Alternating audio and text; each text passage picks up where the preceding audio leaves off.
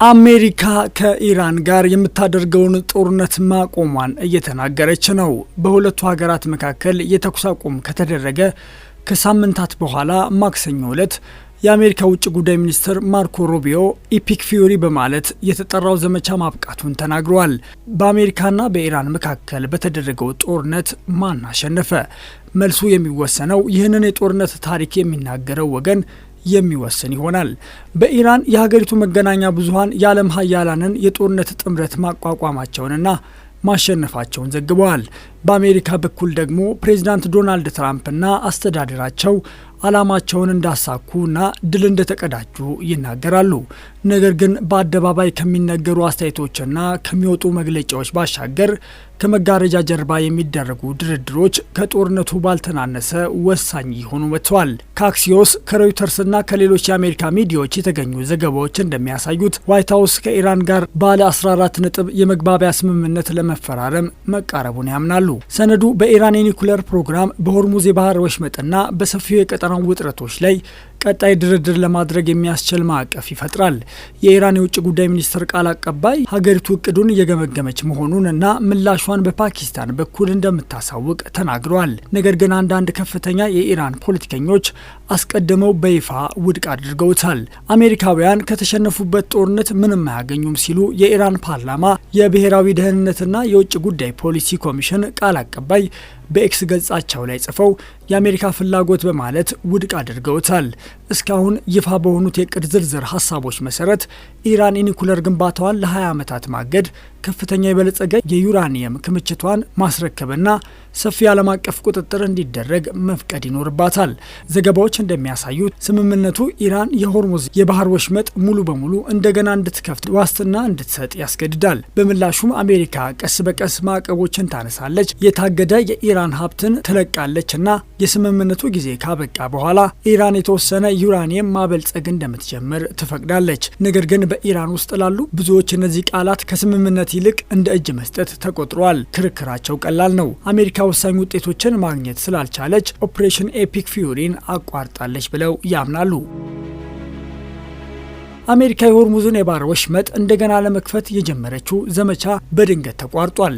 ኢራን በአካባቢው ያሉትን የአሜሪካ የጦር ሰፈሮችና የኢነርጂ መሰረተ ልማቶች ኢላማ ብታደርግም ከባህረ ሰላጤው ሀገራት መካከል አንዳቸውን በቀጥታ ወደ ጦርነቱ አልገቡም። ከሁሉም በላይ ደግሞ ምንም እንኳን የኢራን ኢስላማዊ ሪፐብሊክ በርካታ ከፍተኛ ወታደራዊ አዛዦችና ከፍተኛ የደህንነት መሪዎች በጦርነቱ ቢገደሉም ስርዓቱ ባለበት ቀጥሏል። የኢራን የፖለቲካና የወታደራዊ ስርዓት መስራቱን ቀጥሏል። ተተኪዎችንም በፍጥነት ሾሟል። ከጦርነቱ በፊት አንዳንድ የምዕራባውያን ባለስልጣናትና ተንታኞች ፈጣን ወታደራዊ ዘመቻ ከከፍተኛ የኢራን መሪዎችና አዛዦች መግደል አዲስ ተቃውሞዎችን ሊያስነሳና ምናልባትም ስርዓቱን ሊጥል እንደሚችል ያምኑ ነበር። ያ ግን አልሆነም። ከጦርነቱ በፊት በነበሩት ወራት ኢራንን ያናወጡ ተቃውሞዎች በአብዛኛው ከጎዳና ላይ ጠፍተዋል። የጸጥታ ኃይሎች ቁጥጥራቸውን አጠናክረዋል። እስሩም ጨምሯል። አንዳንድ የሞት ቅጣቶች ተፈጽመዋል። በተመሳሳይ ጊዜ የመንግስት መገናኛ ብዙሃን በበርካታ ከተሞች መንግስትን የሚደግፉ ሰልፎችን በተደጋጋሚ ሲያካሂዱ አሳይቷል። የኢራን ፓርላማ አፈጉባኤና ዋነኛ ተደራዳሪ መሐመድ ባጊር ጋሌባፍ በቅርቡ አሁን ባለው ሁኔታ መቀጠል ለዩናይትድ ስቴትስ አዋጭ አለመሆኑን በሚገባ እናውቃለን፣ እኛ ግን ገና አልጀመርንም ሲሉ ተናግረዋል። ለኢራን አመራር በህይወት መትረፍ ብቻ ድል ሊሆን ይችላል። በተለይም ቴህራን በአካባቢውና በእስራኤል እንዲሁም በአሜሪካ ጦር ሰፈሮችና በሲቪል መሰረተ ልማቶች ላይ ያደረሰችውን ጉዳት ስትመለከት ድሏን ታላቅ እንደሆነ ልታውጅ ትችላለች። ለዚህም ነው ቴህራን ሌላ ዙር ጦርነት ቢመጣ ግድ እንደማይሰጣትና ዝግጁ መሆኗን እየገለጸች ያለችው። የኢራን ባለስልጣናት ከተቃዋሚዎቻቸው ይልቅ ኢኮኖሚያዊና ወታደራዊ ጫናን እንዲሁም የተራዘመ ጦርነትን የበለጠ የመቋቋም አቅም እንዳላቸው ያምናሉ። በተጨማሪም የሆርሙዝ የባህር ወሽመጥ መዘጋት ኢራን አሁንም በዓለም ኢኮኖሚ ላይ ምን ያህል ተጽዕኖ እንዳሳደረች ያሳያል ብለው ያምናሉ። ወሽመጡ ከዓለም ነዳጅና ጋዝ መተላለፊያ በላይ መሆኑ ተረጋግጧል። የአካባቢው ጸጥታ መደፍረስ የመርከብ ጭነትን፣ የምግብ አቅርቦትን፣ የኢንሹራንስ ወጪንና ሰፊውን ዓለም አቀፍ ንግድ አስተጓጉሏል። ኢራን አሁን የሆርሙዝ ወሽመጥን እንደገና መክፈት እንደ ስምምነት ሳይሆን እንደ መደራደሪያ መሳሪያ አድርጋ ትመለከተዋለች።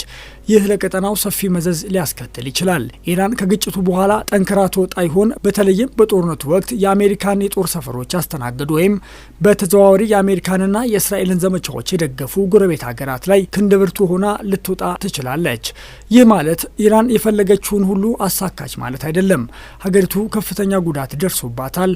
ከፍተኛ ወታደራዊ ባለስልጣናትንና ቁልፍ መሰረተ ልማቶችን አታለች። እንዲሁም ተቃውሞዎችን ሊያቀጣጥል የሚችል ከፍተኛ ኢኮኖሚ ጫና ውስጥ ትገኛለች። አሜሪካና እስራኤል በተራራቁ የጦር መሳሪያዎችና የስለላ አቅማቸው ኢራን ውስጥ ዘልቀው በመግባት መምታት እንደሚችሉ አሳይተዋል። ነገር ግን ጦርነቶች ሁልጊዜ የሚወሰኑት በጦር ሜዳ ብቻ አይደለም። ይህ ግጭት በመጨረሻ በጦርነቱ በራሱ ሳይሆን ለማስቆም በተደረገው ድርድር ውጤት ሊመዘን ይችላል። አሜሪካ ኢራንን ወደ ወሳኙ የኒኩሌር ስምምነት እንድትገባ ካስገደደች አሜሪካ ስኬታማ ትሆናለች። ቴህራን በቀጠናው ያላትን ተጽዕኖ ካስጠበቀችና የኒኩሌር መርሃ ግብሯን በቋሚነት መቀጠል ከቻለች ኢራን በምትኩ ድል ትነሳለች። ይህ ግጭት በመጨረሻ በጦርነቱ ሳይሆን ያንን ለማስቆም በተደረገው ድርድር ውጤት ሊፈተሽ ይችላል። ለጊዜው ሁለቱም ሀገራት ለህዝባቸው በጦርነቱ ማሸነፋቸውን እየተናገሩ ነው። ትክክለኛው መልስ ግልጽ የሚሆነው ግን ሁለቱም ወገኖች ወደ ጠረጴዛው መጥተው እስከ መጨረሻው ድረስ በመደራደር ከስምምነት መድረስ ሲችሉ ብቻ ነው።